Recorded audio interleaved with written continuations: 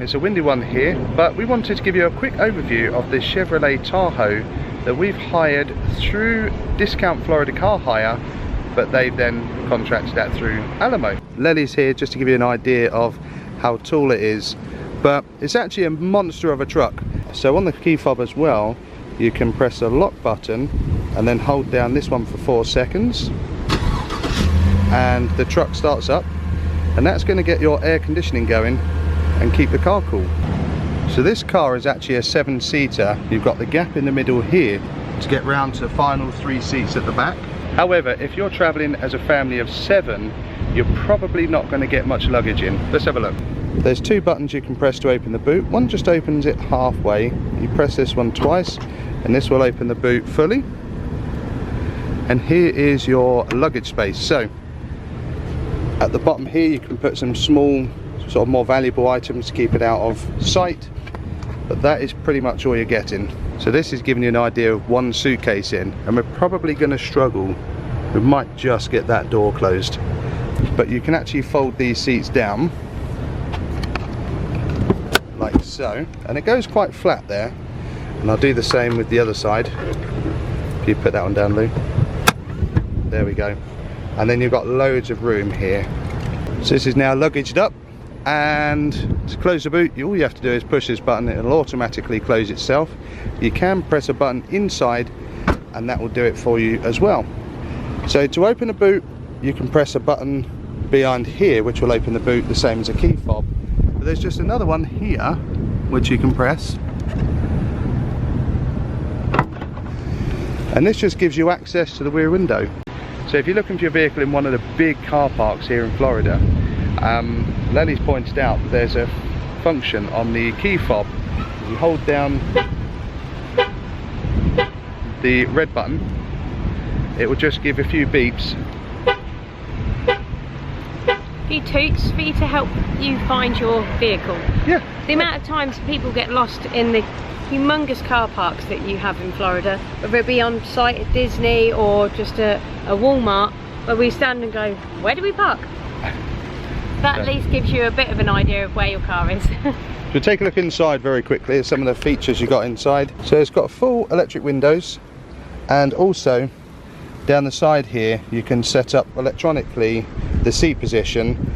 And there's something else really cool in here, is you can actually adjust the height of your foot pedal. So you press the button, you can see the foot pedal rising, and if you press it to go down, obviously it'll go down. And then whatever position you want to have your seat in is not a problem, because if you set it up on the door here, you just hold down number 1 and that'll put that and the foot pedal back at the same position. So in the back of the vehicle you can adjust the temperature in the back, and also you've got your 110 power socket. This one has done, we had it on just over 30,000 miles, and I have to say it is pretty high for a vehicle at Alamo. As you can see on the miles per gallon here, I've averaged 18.5, and the best miles per gallon, which when we went to Clearwater, was 24.1. It's $2.36 a gallon at the minute, so in English money it's roughly £2 a gallon. Now, at driving at 18.5 miles per gallon, I've worked that out to be roughly 11p a mile, which isn't bad for a V8. That's based on here, but what's it like in the UK, Liz? So in the UK we're paying what, about £6 a gallon, so it'd work out at 32p a mile. Off the top of your head? 32p a mile. But we used a calculator for that one. In the center console you've got another 2 charging ports, and also it is USB, but also you've got I think it's an auxiliary jack here, and it's a really large area to keep your bits in. Chick-fil-A in. And down the front here in the center console you've got the 12-port cigarette lighter, and also another 2 USBs, and behind this screen lifts up, and you've also got another USB in the back there. Now the idea I think behind this is that you can plug your phone in, leave it behind there, and when you put the screen back down you can bring up Apple CarPlay. But I've just been plugging my phone in here, and as soon as you plug it in, the Apple CarPlay comes up here, and we use Waze when navigating around the States. This one is not a four-wheel drive, because if it was, you would have another dial here which you could turn into four-wheel drive. So this is a full-size SUV vehicle class, but to engage reverse or drive, you just hold your foot on the brake, pull it down one click, and that will put it into reverse. It automatically locks the doors as well, and then you've got your rear view camera up to help you reverse in.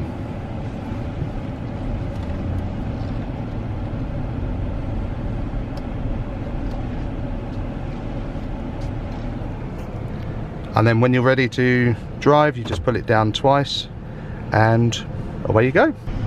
So with this one, you have heated seat availability, but you don't have the cooling seat availability like the Mustang does, which I will say is a lovely feature.